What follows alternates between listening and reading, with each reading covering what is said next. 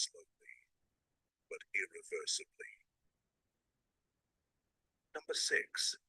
A practical story. 1. A sleepless night and the collapse of the persona. After the persona loses its function due to the absence of an audience, what remains is not the immediate appearance of a true self, but a very concrete emptiness in lived experience, a space where the role is no longer maintained and nothing else has yet taken its place. This emptiness is rarely recognized through concepts or philosophical language. It usually appears in very ordinary forms: a sleepless night, a prolonged pause, an uncomfortable feeling with no clear cause, and something that is almost impossible to describe to others without distorting it. John Miller is an American man in his mid-30s, living in the suburbs of Chicago. He works in finance, a stable field with a clear trajectory and little risk. In the eyes of his colleagues, John is reliable, composed, and rarely lets emotions interfere with his work. He speaks moderately, dresses neatly, and reacts appropriately in all social situations. No one considers him outstanding, but no one doubts his competence or attitude. From the outside, John's life runs very correctly. He has a good job, a modest apartment, and a social circle that is neither very close nor isolating. He knows where he stands in the social structure, and he holds that position steadily. There are no signs of an impending crisis, and no events foreshadow an inner rupture. During the day, John almost never questions himself, not because he avoids it, but because there is no reason to ask. A full schedule, clear tasks, stable roles. His persona functions so smoothly that it becomes invisible. It does not need to be thought about, because it is always context appropriate. In Jungian terms, this is precisely the state in which the persona and social life overlap so completely that a person can no longer distinguish between role and self. That night, John could not sleep, not because of work stress. There was no important meeting the next day, no unresolved personal conflict. He simply lay in bed in a dark room and realized that his body would not enter sleep. The hours passed. All familiar methods failed, closing his eyes, relaxing, reassuring himself that tomorrow will be fine. And it was there that the first thing to crack was not thought, but the ability to maintain his familiar inner image. John no longer had enough energy to continue feeling like a stable person. He no longer had the strength to sustain the sense of control that came so naturally during the day. His usual self-talk lost its effect. It did not disappear, but became hollow, like lines spoken in a room where no one is listening anymore. Emotions began to surface, without order, a fatigue with no clear cause, a sadness not tied to any specific memory, a faint but persistent sense of alienation. John did not panic. He did not collapse. But he realized something very clearly and very strangely. He was no longer playing John Miller as he did during the day. There was no one witnessing this moment. No one required him to respond appropriately. No social space remained for the persona to operate. And when there is no gaze, no feedback, no expectation, the mask does not need to be taken off. It simply falls from its position. John sat up, walked into the kitchen, and poured himself a glass of water. The apartment was so quiet that he could clearly hear his own footsteps. In that space, he felt something very strange. He did not know who he was at that moment, and nothing catastrophic happened. There was no dramatic collapse, no intense sense of being lost, just a very clear bareness. This feeling did not bring comfort. It was both light and empty. Light because there was no need to appear stable, strong, or reliable. Empty because when the familiar role vanished, no other identity appeared immediately to replace it. There was only the bare presence of a human being who was not doing anything, not proving anything, not representing any role. From Jung's perspective, this was not a moment of transformation, much less awakening. It was simply the temporary collapse of the persona due to the absence of the conditions that sustain it. Consciousness had retreated. Energy was no longer being used to maintain an image. And in that space, a person does not become more authentic, but becomes no longer required to perform. John drew no lesson from that night. He did not decide to change jobs. He did not think about living his truth. He could not even think clearly about anything. Near dawn, he drifted into a half-sleep, half-waking state, carrying no conclusions with him. The next morning, John woke up and prepared for work. The persona returned quickly, almost without delay. He dressed, drove, and engaged in conversations as usual. No one noticed what had happened during that sleepless night. On the surface, everything was exactly the same. But something had changed, even if it could not be named. Not because John had realized something about himself, but because he had experienced existing without maintaining an image, even if only for a few hours.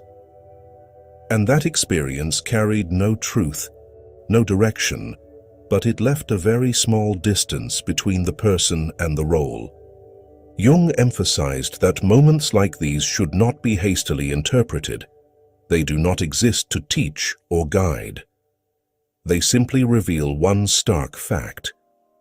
When the persona collapses, not through conflict, but through the absence of an audience, the person still exists, not better, not worse, just exists. John's sleepless night did not create transformation. It did not immediately redirect his life, but it illustrated very clearly what Jung always warned. The collapse of the persona does not mean the emergence of the true ego. Sometimes it is simply a pause where the psyche stops performing, and sometimes just that cessation of performance is enough to unsettle a structure once believed to be solid, even before anything new has formed to replace it. Number 7. The shadow appears as a demand to reclaim energy. After the persona has fallen away at night, after a person has experienced existing without maintaining an image or playing a role before anyone, what appears next is often not a clear insight or a truth that instantly makes everything meaningful. On the contrary, it arrives more slowly, more heavily, and is usually more uncomfortable than pleasant. Not as a new thought, but as a weighted inner feeling, a quiet pressure that emerges, as if something within you is demanding the return of energy that has been suppressed for too long. From Jung's perspective, this is the moment when the shadow begins to enter lived experience. In Jungian psychology, the shadow is not understood as the bad part in a conventional moral sense. It is not evil, not darkness to be destroyed, nor something to be quickly fixed so that a person can become better. The shadow is simply the parts of you that were once not allowed to appear openly in consciousness because they did not fit the image you needed to maintain in order to be accepted by society. This may include anger you learned to swallow, a desire for control deemed selfish, a need for attention labeled as weakness, or a longing to live differently that was pushed aside as unrealistic. These parts, do not disappear. They are merely pushed outside the field you permit yourself to see. During the day, when the persona functions well and consciousness has enough energy to control, the shadow is usually kept at a safe distance. You know when to stop, what to say and what not to say, how to behave appropriately. Consciousness is strong enough to suppress, organize and label all out-of-place emotions. But at night, when the persona has nothing to do and consciousness is tired, that barrier becomes thinner. The shadow does not need to rebel or cause chaos. It does not need to break anything. It only needs permission to appear. And it is precisely this quiet appearance, undramatic as it is, that carries a very real, very lived, and very hard to ignore force. The crucial point here is that the shadow does not appear to make a person worse. It appears because life energy that has been locked away for too long begins to seek a return to consciousness. When a part of inner life is suppressed for an extended period, it does not vanish. It waits until the conditions of control weaken in order to present itself. Jung spoke very clearly about this nature when he wrote, "The shadow is a moral problem that challenges the whole ego personality, for no one can become conscious of the shadow without considerable moral effort." Jung called the shadow a moral problem, not because it is evil, but because acknowledging it forces the ego to relinquish familiar illusions about itself. It compels a person to confront parts that do not align with the image they have relied on to know who they are, to feel okay, right, and acceptable. For this reason, the shadow rarely appears as an enemy to be defeated. It appears as a quiet but weighty demand. Look at me, because I carry the energy you lost along the path of adaptation. Many people misunderstand this moment. They believe that when strong emotions arise at night, anger without clear cause, sadness unlinked to specific memories, vague longing, jealousy, or even inappropriate fantasies, it is a sign of breakdown or imbalance. But for Jung, this often means the opposite. It indicates that the psyche is attempting to reclaim life force long suppressed by constant adaptation to norms, roles, and external expectations. A metaphor very close to Jung's view of the shadow is that of a disconnected electrical current. When part of a system is cut off because it is deemed unsafe, the system may still function, but it grows quietly weaker. On the surface, stability remains, but inner vitality is missing. The shadow does not bring meaningless chaos. It carries the forgotten current. And when that current returns, it is not gentle, not pleasant, but it allows the system to begin living again. This structure appears very clearly in literature, particularly in Robert Louis Stevenson's Dr. Jekyll and Mr. Hyde. Jekyll does not create Hyde because he is evil, but because he is too proper. He embodies a perfect persona, moral, intellectual, socially respected. But because all life impulses that did not fit that image were excluded from consciousness, they did not disappear. They accumulated. Hyde is not newly created evil, but suppressed life energy returning in a distorted form.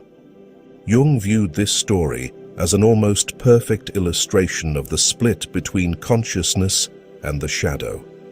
Notably, Hyde does not appear during the day. He emerges only in darkness, when control weakens. Not to destroy Jekyll, but to reclaim the life Jekyll sacrificed in order to be accepted. The tragedy lies not in the existence of the shadow, but in the fact that it is only allowed to exist in extreme form because it is never consciously acknowledged. Jung never advised people to indulge the shadow, nor did he call for its elimination. He simply warned that failing to acknowledge the shadow results in a life without vitality. A moral life disconnected from life energy, according to Jung, is a depleted life. And it is precisely on nights like these, when the persona has fallen away and consciousness has retreated, that the shadow can appear not as a saboteur, but as a message carrying energy. The shadow does not speak in rational language. It does not deliver lessons or directions. It appears through feeling, unexplained pressure, nameless urges, seemingly causeless anger, or desires that do not know where to go. The ego's habitual response is to suppress, to regain control, to label these experiences as negative and eliminate them quickly. But Jung warned that every attempt to repress the shadow only causes it to return with greater force, often in indirect and less controllable forms. This is not an invitation to plunge into darkness, but a reminder that light cannot be built upon denial. The shadow does not need to be acted out, it needs to be acknowledged. And the act of acknowledgement alone, without rushing to conclude or explain, is already a profound movement in psychic life. The core of this section lies here. The shadow does not appear to immediately change your life. It appears to show that you have lived too long with only one part of yourself. Ignoring the shadow does not make you worse. It makes you weaker. When life energy is split, a person becomes more polite, more proper, but also more depleted, emptier, and more easily exhausted. One night is not enough to integrate the shadow. One night is not enough to heal. But one night can be enough for you to feel where energy has been lost, and to realize that life needs not only to be right, but to have force. And sometimes, that realization alone, on a very quiet and undramatic night, is enough for life to begin shifting in another direction. Not a better direction, but a fuller one. And that is how the shadow enters the story of change, not as a promise, but as a very quiet demand. Allow me to exist, so that you may live with your full vitality. We have now traveled more than half of the journey, and I genuinely want to thank you for your patient and honest presence here. Before we go deeper, allow yourself to pause for a moment, slow your breathing by one beat, and listen to your own heartbeat as a way of confirming that you are still staying with this experience. If what you have just heard touched you, if you recognized a reflection of yourself in the story of the shadow and the energy once suppressed, please press like on this video.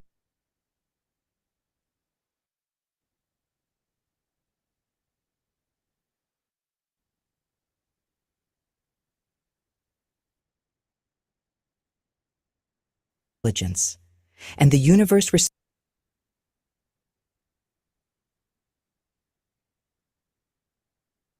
If you can use a computer, you can build AI agents that run businesses. No CTO, no developers, no coding skills. So you are still doing everything manually. In 10 hours of live training across 2 days, we will show you how to build multiple autonomous AI agents. Ones that can communicate quality.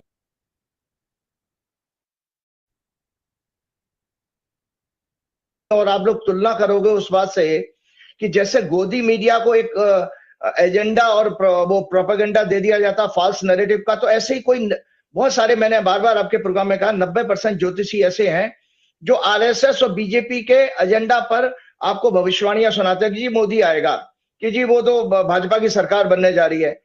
आप किसी एक भी ज्योतिषी को, challenge है मेरा, और जो मेरे पर प्रश्न चिन्ह उठाने वाले हैं उनको एक और चैलेंज मैं देता हूं, अगर आपके अंदर हिम्मत है तो आप नरेंद्र मोदी का, अमित शाह का, चुनाव आयुक्त का और सुप्रीम कोर्ट को कटघरे में हाथ रस्सियां बांध करके लाओ उन लोगों को, और लाओ उनको खोलते हुए कढ़ाई में, जैसे पुराने टाइम में यमराज के आगे दंड दिया जाता था ना, खोलते हुए कढ़ाई में डाल दिया जाता। हम तो डालने की बात नहीं कर रहे हैं, वो तो हिंसा हो जाएगी। हम तो कह रहे हैं उस कढ़ाई के पास ले आओ तो वो सत्य उगल देंगे। तो अगर आपके पास वो अगर शक्ति नहीं है तो ज्योतिष पे प्रश्न चिन्ह।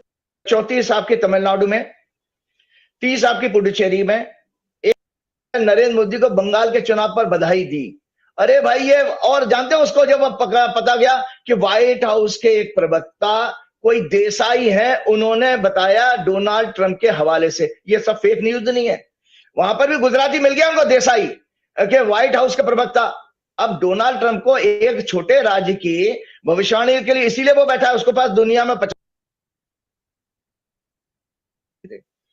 तो तब भी वो शनि से पीड़ित होता है, इस जिससे इन सभी इलेक्शन में फ्रॉड का। Scovel Shin taught that this relationship functions as an ongoing conversation, a When Frank and Dorothy's 3 children dropped them off with 2 suitcases and a quiet promise, just for a little while they never came back. Frank was 76, Dorothy was 73, and all they had left was $220 and nowhere to go. Fraud का, और fraud के साथ साथ इनके scandal expose होने लेने का शास्त्रों में, हमारे ज्योतिष के मंडे एस्ट्रोलॉजी में बहुत महत्व बताया गया। राजा का राज्याभिषेक के नाम से चैप्टर है वो, कि अगर आपने गलत, संजय जी, बुध अभी नीच का है, बुध सिग्निफिकेटर होता है मीडिया का, कम्युनिकेशन का, पत्रकारों का भी। और मैंने कहा मेष राशि में जैसे ही आएगा, तो मई राशि में शायद अप्रैल एंड में या मई फर्स्ट वीक में ही आया है, और आपकी जैसी डेट पड़ी और आपका चैनल खुल गया। और आप सोचिए 2-3 और भी मेरे जानने वाले हैं। एक प्रेम कुमार जी मेरे आपसे पहले से मेरे से परिचित हैं, वो बहुत परेशान हो रहे थे, उनका भी चैनल बंद कर दिया गया। संजय जी जब उन्होंने मुझे फोन किया, मैं प्रेम कुमार जी, दर्शकों को आपको जानकारी के लिए बताता हूँ, प्रेम कुमार जी बेचारे बहुत साधारण किस्म के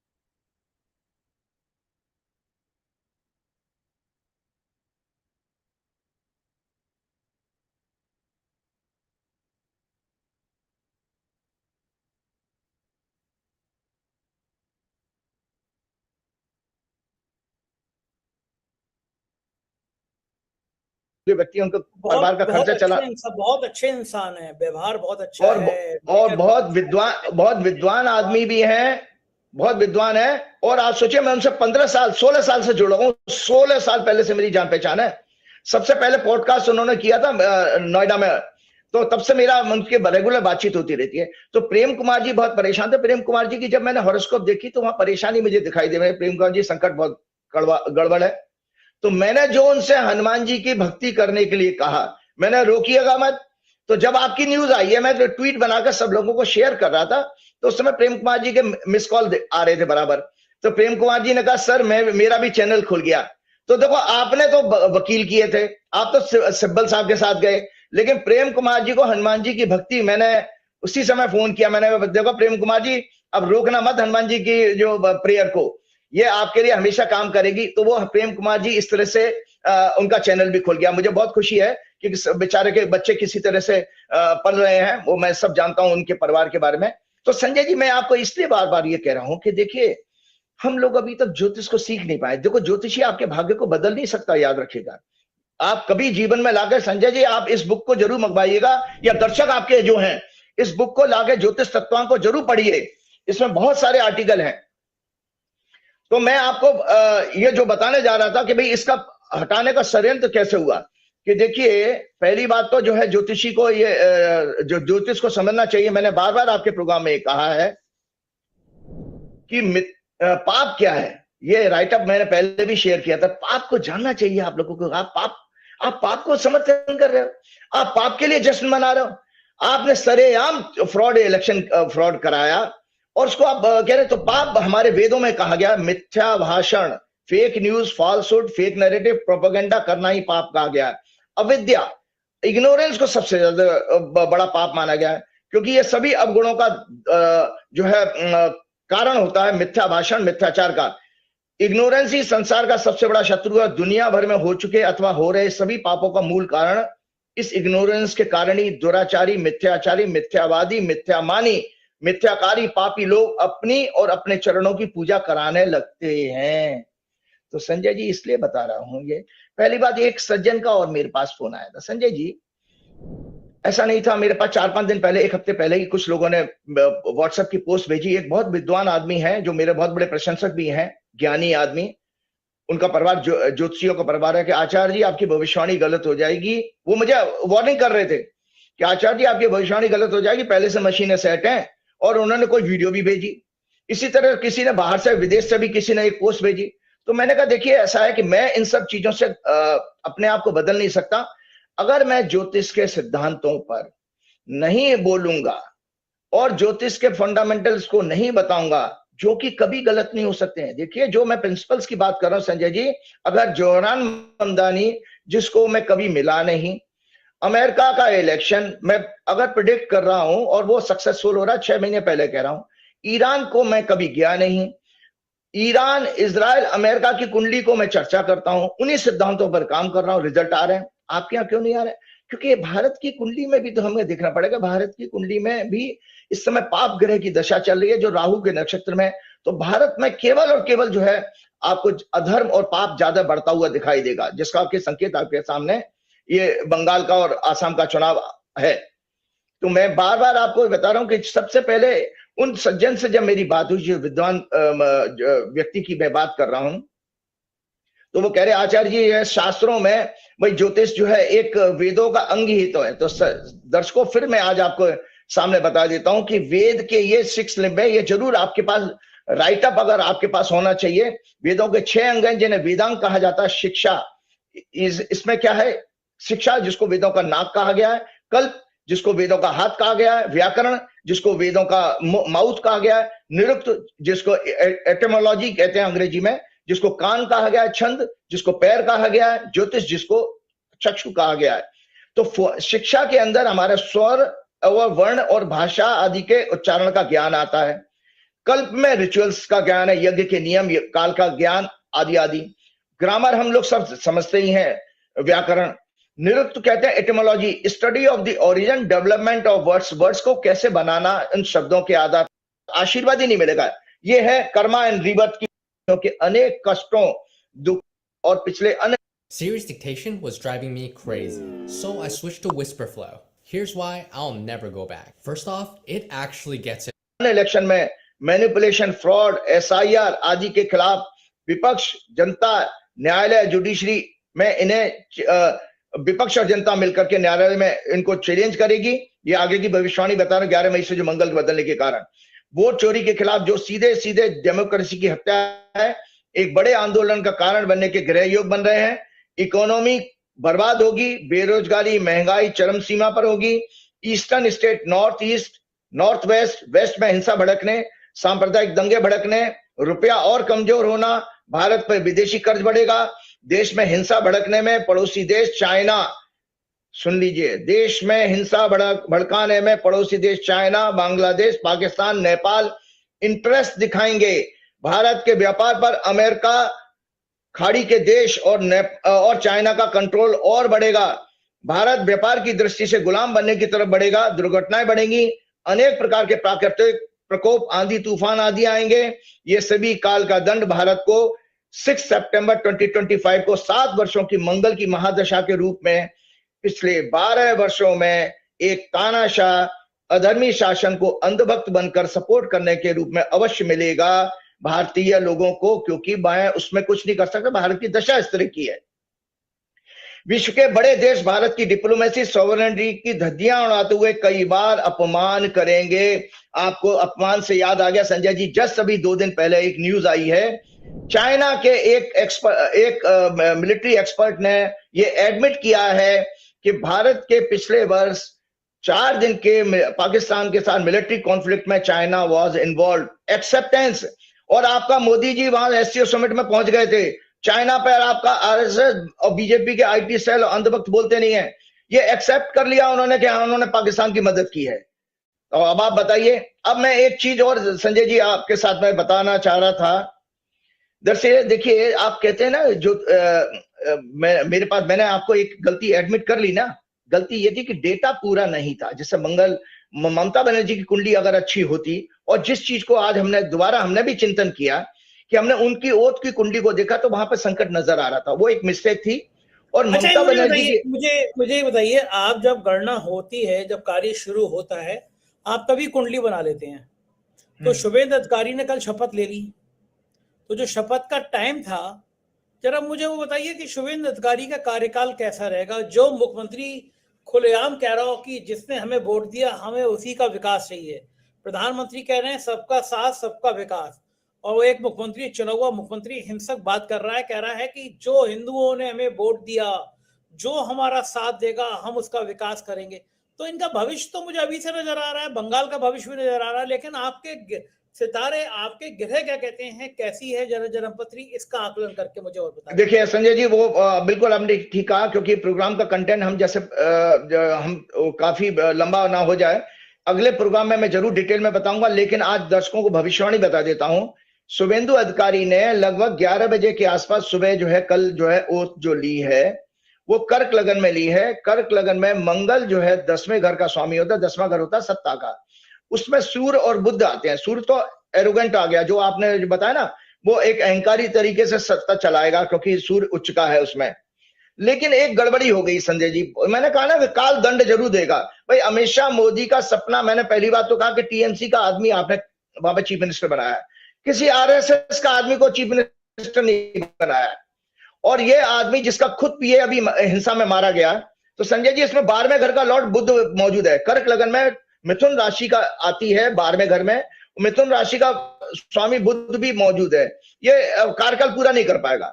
इसको बहुत, ये शुभेंदु अधिकारी, आप प्रेडिक्शन की बात करें ना, कुंडली में अगले प्रोग्राम में जरूर दिखाऊंगा, ये कार्यकाल पूरा नहीं कर पाएंगे।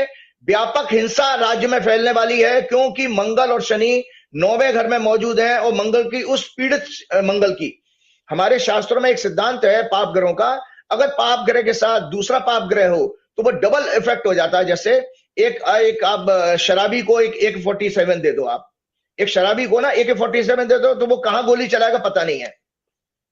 तो उसको शास्त्रों में टेक्निकल टर्म का अगर डिवास्टेटिंग हो जाता है, तो वो मंगल की दृष्टि 4थे घर पर जा रही है। 4था घर प्रजा का होता है, डोमेस्टिक हालात का होता है। बंगाल आग में झुलसने जा रहा है। और आपको पता है संजय जी, मैंने आपको प्रोग्राम में 14 सितंबर का एक प्रोग्राम किया था, वो कुंडली जरूर दिखाइएगा। 14 सितंबर में मंगल की कुंडली मैं आप लोगों के पास से भेज दूंगा। जब मंगल ने राशि बदली थी, मैंने कहा था 7 वर्ष की मंगल की दशा शुरू हो गई है। उस 7 वर्ष की दशा में मंगल ने जो जहां पर बैठा है, मैंने कहा था आंदोलन के जरिए ही जाएंगे। देखिए भाजपा की कुंडली में भी है। दर्शकों में आपको ये भाजपा की कुंडली देख लीजिएगा, ये भाजपा की जन्म हॉरोस्कोप है, इसमें चंद्र कुंडली में देख लीजिएगा।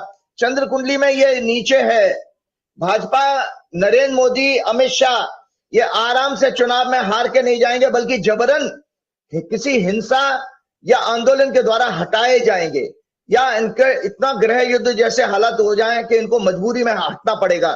तो ये इनका सरकार का अंत जो है, दर्शकों आलोक मेरे से पूछ रहे थे ना कैसे होगा, ये इलेक्शन में हार कर नहीं होगा, ये जबरन हिंसा के द्वारा होगा, जिसका का बीज मैंने आपको बार बार कहा कि सूर्य जो है ईस्टर्न डायरेक्शन में बढ़ता है। इसीलिए रावण वाला आपको एपिसोड सुनाया कि रावण ने एक गलती की स्त्री का अपमान करने की, यहां पर भी एक स्त्री की अपमान कर दी। और कितने स्त्री प्रेमी हैं आप इसी से आप अंदाज लगा लीजिए संजय जी, कितने नफरत करते हैं ये चार गुजराती में दो गुजराती, और ये चारों के चारों वेस्ट कम्युनिटी से आते हैं संजय जी। दो नेता हैं, 1 नंबर 2 नंबर, मोदी जी शाह, और 2 उद्योगपति हैं संजय जी। देश की एकमात्र महिला ब्राह्मण नेता ममता बनर्जी, वो जबरदस्ती किस तरह से हटाया गया है, हराया नहीं गया है। मैं आप मेरे दर्शकों मेरे शब्द को नोट कर लीजिएगा, उनको हटाया गया, हराया नहीं गया। वो तो जीती है इलेक्शन, आप जो मर्जी चाहे अपनी सोच रखिए। वो मैंने पहले कहा कि भगवान ने आपको दिव्य दृष्टि दी नहीं है कि ज्योतिष को समझ पाए। दूसरी बात, मायावती दलितों, आपके 79 ईयर आजादी को हो रहे हैं, इतनी महत्वपूर्ण और मजबूत नेता दलितों में आज तक नहीं हुई। वो इनको अपने साथ जोड़ के उनका सहयोग ले लेकर के आज उनका राजनीतिक जीवन खत्म कर दिया। सो दलितों की एक स्त्री वो भी थी। तीसरी स्त्री अपनी पार्टी के अंदर क्षत्रिय नेता वसुंधरा राजे, किस तरह से उनका राजनीतिक कैरियर लगभग बर्बाद कर दिया गया। और दर्शकों आपको याद होगा, इन्होंने बड़ा मुश्किल से पता नहीं किस मजबूरी में दिल्ली में एक महिला को जो वेस्ट कम्युनिटी से आती है मुख्यमंत्री तो बना दिया, लेकिन संजय जी उसको भी पिटवा दिया उसके घर पर। एक गुजरात के आदमी ने पब्लिक मीटिंग में जब वो जो दरबार लगाती हैं उनके बाल पकड़ के उनको जमीन पे गिरा के मारा था। वो न्यूज किस तरह दबा दी गई, उस गुजरात के आदमी का लीगल केस क्या हुआ भगवान जाने। तो लगातार आप देखिएगा, चूंकि संघ के लोग शादी करते नहीं है, मोदी जी शादीशुदा है नहीं, अमित शाह के कोई बेटी है नहीं, एक ही एकमात्र बेटा है, तो इनको स्त्रियों का सम्मान नहीं आता है दर्शकों। तो ये इसीलिए ये इनका अंत निश्चित है, और आप इसमें बिल्कुल चिंता मत करिए, जाने वाले हैं। चलते चलते संजय जी एक मॉरल स्टोरी के साथ आज प्रोग्राम समाप्त करेंगे, क्योंकि लंबा हो जाएगा प्रोग्राम। मैंने आपको पहले बताया दर्शकों, ये जरूर राइटअप और जरूर शेयर करना चाह रहा हूं, ये जरूर दिखाइएगा कि जो मैंने आप लोगों को बताया था कि जिसने वेस्ट बंगाल आसाम के इलेक्शन को जीतने के लिए पूरी तरह डेमोक्रेसी की हत्या कर दी, इस अपराध में BJP, Modi, Shah, IT cell, supreme court, कुछ हद तक इलेक्शन कमीशन ऑफ इंडिया, पूर्ण रूप से central forces, bureaucrats, main stream media, जिसमें टीवी और प्रिंट दोनों आते हैं, और इंटेलेक्चुअल भी शामिल है। किस तरह से बंगाल का चुनाव लड़ा गया उसको जरा पॉइंट्स वाइज आपके बहुत सारे पॉलिटिकल लोगों से भी आपने सुना होगा, वीडियोस देखेंगे। मेरा काम है एक फैक्ट्स के रूप में, ये रिटन फॉर्म में मैं आपको देने जा रहा हूं, चिंतन आप जरूर करिएगा। बीजेपी का देश में इलेक्शन विन करने के षड्यंत्र, स्पेशली मोदी शाह द्वारा। मोदी ने सीजीआई को ईसी सिलेक्शन पैनल से हटाया, इलेक्शन कमिश्नर को कवरेज और प्रोटेक्ट करने के लिए, जिससे वो सरकार को रिगिंग और अन्य फ्रॉड मैनिपुलेशन में सपोर्ट करने के बाद पनिश ना हो पाए, लॉ पास किया। राजीव कुमार के पीरियड में यह किया गया था। सुप्रीम कोर्ट का judgment, video recording not necessary. ECI openly accused of adding lakhs of votes even after voting ended, मतलब वोट खत्म होने के बाद ही लाखों वोट जोड़ दिए जाते हैं। बीजेपी की 2024 में टोटल विनिंग लोकसभा सीट, जिसमें 70 क्वेश्चनेबल हैं, इनमें से 106 दूसरे दलों के भगोड़े हैं। फिर संघ और भाजपा की आइडियोलॉजी कहां है? ये तो कीचड़ मड फैलाकर उसमें लोगों को गिराकर और उन्हें अपने साथ जोड़ लिया गया है। नो सीसीटीवी फुटेज वोटिंग और काउंटिंग के समय का प्रोवाइड करना। अब तो बंगाल इलेक्शन में टीएमसी के काउंटिंग ऑब्जर्वर्स को भी 12 बजे के बाद मार पीट करके बाहर कर दिया गया था, ऐसा टीएमसी आरोप लगाती है।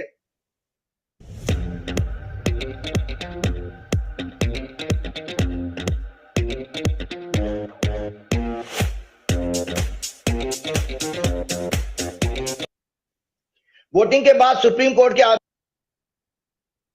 Petroleum products, petrochemicals, while exporting goods like gem, jewelry, pharmaceutical, machinery, food products and textile. Data है ये 24-25 अकाउंटिंग ईयर का एंड 2025-26 का। यूएई के साथ में, दुबई के साथ, यूएई के साथ डेफिसिट है 26 to 27 बिलियन डॉलर का। मतलब हम इंपोर्ट करते हैं 63 to 64 अमेरिकन बिलियन डॉलर और एक्सपोर्ट करते हैं ओनली 36 to 37। तो डेफिसिट आया 26 से 27 बिलियन डॉलर का, अमेरिकन डॉलर का। सऊदी अरबिया के साथ डेफिसिट है 18 to 20 बिलियन का, इंपोर्ट है 32 बिलियन का और एक्सपोर्ट ओनली 11 to 12 बिलियन का है। कतर के साथ डेफिसिट है 10 to 11 बिलियन का. Import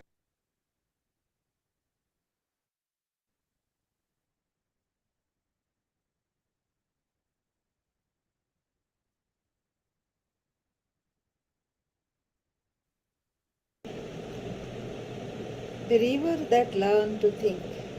In the valley of Sarava, there was a river that people believed could think. Not in the way humans think. No one claimed it spoke in words or solved problems like a scholar. But villagers insisted that the river responded to how it was treated. When respected, it flowed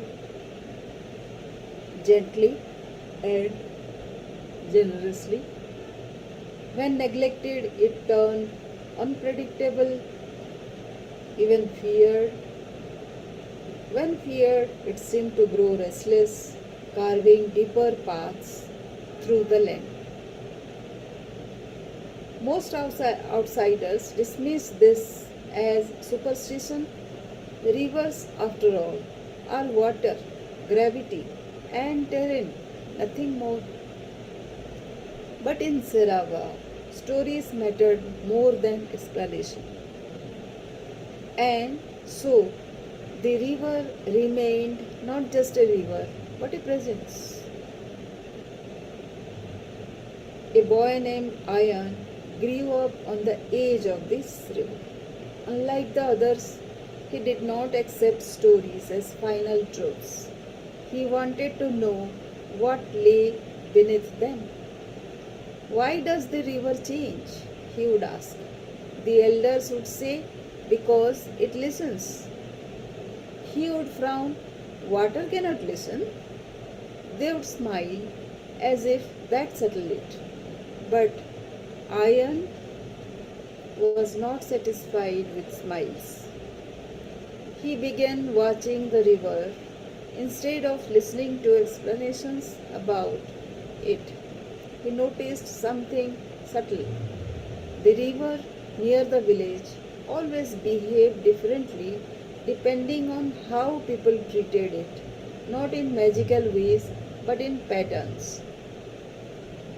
When people dumped waste into it, the river became cloudy, slower, and unpredictable in flow. When upstream forests were cut, floods came more often. When irrigation channels were carefully maintained, the water behaved more steadily. But the villagers never described it in those terms. They described it emotionally. The river is angry. The river is calm. The river is pleased. Ayan found this strange. He began to wonder, are they describing the river or are they describing themselves through the river? One evening, Ayan met an old man sitting near the river bank drawing maps. The man's name was Varun. Once a royal cartographer who had traveled across kingdoms mapping rivers, mountains, and trade routes. Now he lived quietly in Sarava, drawing maps no one ordered. Ayan asked him, do you think the river thinks? Varun laughed softly.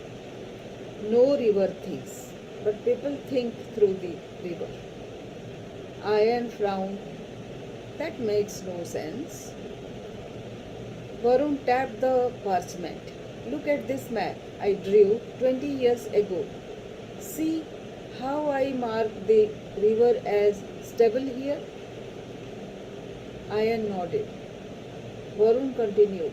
At that time, the village upstream had dense forests. The soil held water. The river was predictable. But I didn't understand the forest. I only saw the river. He pulled out another map. This one I drew 10 years later. I marked the same river as unpredictable. Ayan studied it. Why did it change? Varun smiled. The forest was cut down. The river didn't change its nature, it changed because the system around it changed. A long silence followed. When Varun said something that stayed with Ayan for years. People confuse reflection with origin. They think the river is changing when, in truth, their understanding of it is changing, or the conditions around it are. Ayan looked at the flowing water. So the river doesn't think at all? Varun shook his head. No, but people do. And they project their thinking onto it. Over time, Ayan noticed something deeper. The village did not just observe the river, it shaped it through behavior influenced by belief. When people believed the river was generous, they built irrigation channels carefully, respected water usage, and maintained its banks. The river remained stable. When people believed the river was dangerous, they built barriers, over extracted water in fear, and neglected maintenance. The river became unstable. It was not that belief changed water, it changed behavior, and behavior changed outcomes. But in stories, the chain was shortened. Belief equals river behavior. Instead of belief leads to human behavior, which leads to environmental impact, which leads to river response. Ayan began to see a hidden truth. People were not describing the river, they were describing a loop between mind and environment. And yet, the village still said, the river thinks. One year, a severe drought came. The river shrank, fields cracked, livestock weakened, fear spread through Sarava. This is punishment, the elders said. The river is withdrawing its blessing. But Ayan noticed something different. Upstream, new settlements had diverted water aggressively. Forest cover had reduced further. Rainfall patterns had shifted. He tried to explain this, but the villagers did not want systems. They wanted meaning. If the river is angry, they said, we must appease it. So they performed rituals, offerings, chants, ceremonies. Nothing changed. The river did not respond to the rituals. It responded to rainfall, soil, and upstream usage. But belief was stronger than explanation. Ayan felt something uncomfortable growing inside him. He began to realize that people do not just interpret reality, they construct a version of it that fits their emotional need for meaning. One day, a scholar arrived from the city. She carried instruments, notebooks, and a skepticism that made villagers uneasy. Her name was Dr. Meera. She studied the river scientifically, flow rates, sediment levels, rainfall data, irrigation patterns. After weeks, she said, the river is not alive, it is a system responding to environmental inputs. The villagers were offended. That is not true, they said. The river has moods. Meera replied calmly. What you call moods are patterns caused by upstream human activity and seasonal variation. Ian watched both sides carefully. One spoke in emotion, the other in structure. Neither fully satisfied him. That night, he asked Mira, if the river is only a system, why does everyone experience it differently? She paused. Because people do not experience systems directly, they experience interpretations. That sentence stayed with Aya. Interpretations, not reality itself. Years passed. Ayan left Sareva for study. He learned mathematics, ecology, psychology, and system thinking. He realized that the river was not unique, it was a model. Every system in society, economy, even identity worked the same way. There was the external system and the internal interpretation system, and the two constantly shaped each other. He began to see something profound. People were not reacting to reality directly, they were reacting to their mental model of reality. And those mental models influenced decisions, and decisions shaped outcomes, and outcomes reinforced mental model.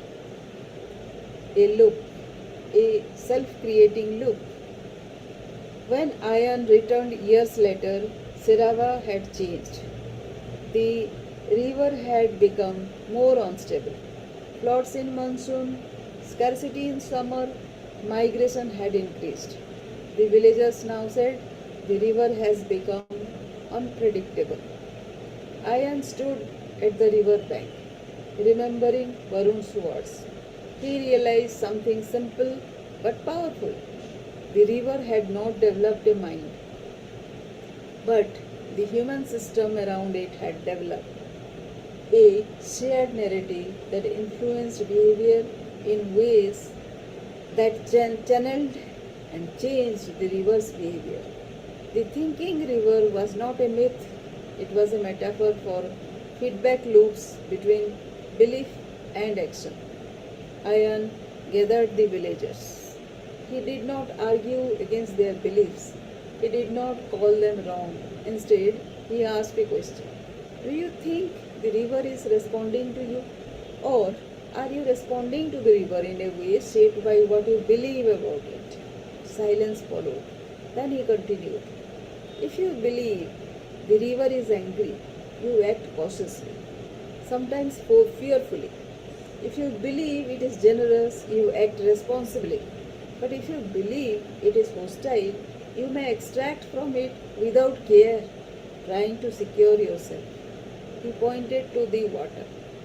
The river does not change because it thinks. It changes because you think and then act. An elder shook his head. But the river still changes our lives. Yes, I answered softly. But meaning flows both ways. The river shapes your life physically, you shape it behaviorally, and both shape your belief. Slowly, something shifted in Sarava. They stopped saying the river had moods. They began saying something more complex. The river reflects our relationship with it. It was less poetic but more accurate. They began restoring forests, regulating water use, and improving irrigation. Over time, the river stabilized. Not because beliefs changed reality directly, but because understanding changed behavior and behavior changed reality. Years later, Ayan stood alone by the river. He thought about everything he had learned, and he realized something that went beyond the river entirely. Humans do this with everything, with success, with failure, with identity, with the future. We say the future is fixed, or the future is uncertain, or the future is destined. But in truth, the future is not something we enter, it is something we construct through interpretation, decision, and repeated action. We are always living inside a loop. Thought leading to interpretation, which leads to action, which leads to outcome, and then it becomes reinforced thought. The river was never thinking, but humans were. And in their thinking, they were constantly shaping what they later called reality. Ian smiled softly. Not because he had found an answer, but because he had finally understood the question. And as the river flowed past him, neither angry nor calm, neither generous nor hostile, he realized something simple. The river had never changed, only understanding had.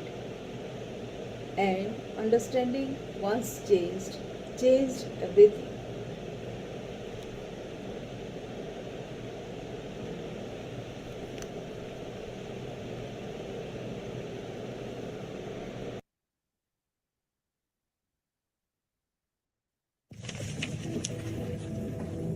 There comes a moment in life when the unseen hand of God begins to move in ways that are beyond human comprehension.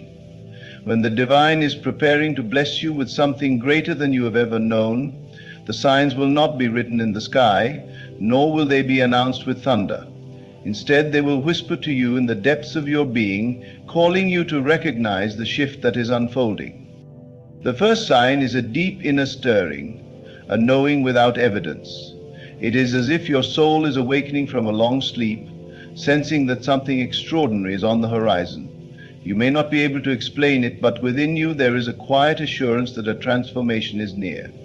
The world around you may look the same, but your perception of it begins to change, and you start feeling an unusual sense of expectation. Then you will notice doors closing. Opportunities you once relied on may suddenly vanish. People who once walked beside you may distance themselves. Do not mistake this for loss. It is a divine redirection. When God is preparing to give you something bigger, He clears the path of everything that no longer serves your destiny. What seems like rejection is in truth protection, for you are being led towards something that aligns with the highest version of yourself. A sense of isolation may come next. You might feel as if you are walking this path alone, misunderstood by those around you. But understand this: solitude is a sacred space where God refines you, where He strips away distractions so that you may hear His voice clearly. In the silence, revelation comes. You begin to see with spiritual eyes, no longer bound by appearances, but guided by faith. There will be trials, tests of endurance and patience. These are not obstacles to deter you, but lessons to prepare you.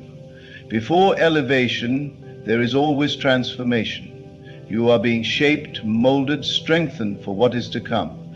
Trust that every challenge is a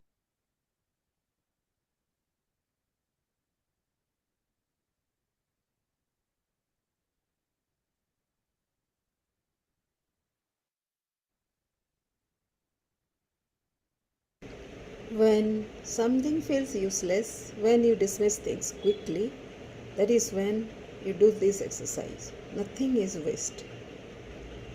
So, what is this exercise? See value in what is discarded. I do circular economy, in which every waste is an input, so every waste has value. So, your inner child valuing everything, laughing at people discarding things, but you feel those are of values. Somewhere your inside feels that you are discarding something invaluable. Do you think that is what sometimes you feel? It doesn't matter if you are not feeling that, but if you are being observant, then you start thinking, seeing, observing, hearing things in this manner. Pick a simple object, any object will do. Hold it. Sense your inner child beside you. Really feel the object. Notice your judgment. Does your mind say something? It might be saying cold, light, dark, brown, something like that. It will say, depending on what you are holding, that particular object. Now, let that thought go. Now, look at the object again. Ask, what can this become? The same object which you had a judgment. Now, you are asking for a possibility that it can be something else.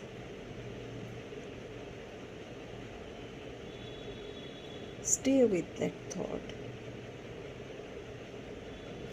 and allow your mind to come up with something, some suggestion, some idea, some thoughts. Let them come one by one, no forcing. Even if nothing is coming, just observe that nothing is coming.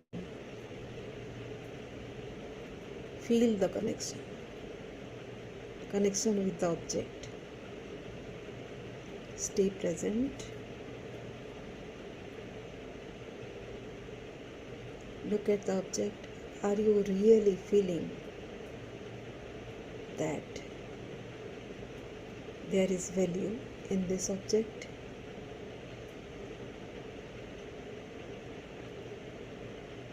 Are you seeing the shifting of your thoughts? What in you changed? In a matter of minutes, what changed inside?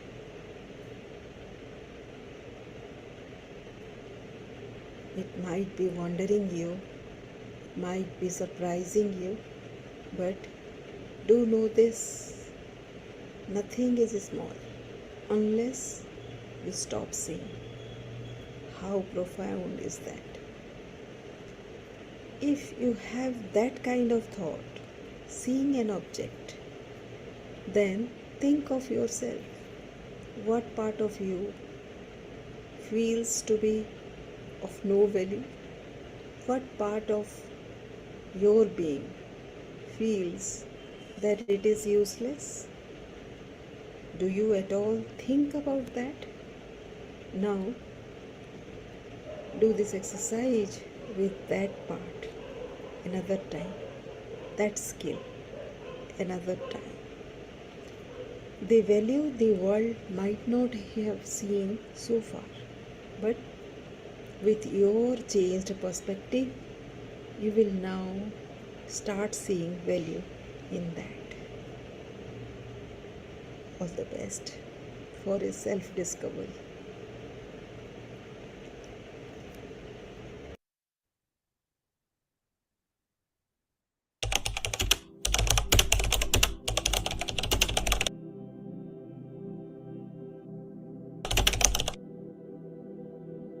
Have you ever wondered why some people change just one small habit, yet their whole life shifts in a completely different direction? While others put in years of effort, everything keeps repeating to avoid feeling inadequate. You speak fast to avoid feeling hurt. You love quickly to avoid the fear of abandonment. You say yes to everything to avoid guilt. But one day, you realize that the faster you run, the bigger the fear becomes. And what you need is not to run faster, but to stop long enough to see where you are running to.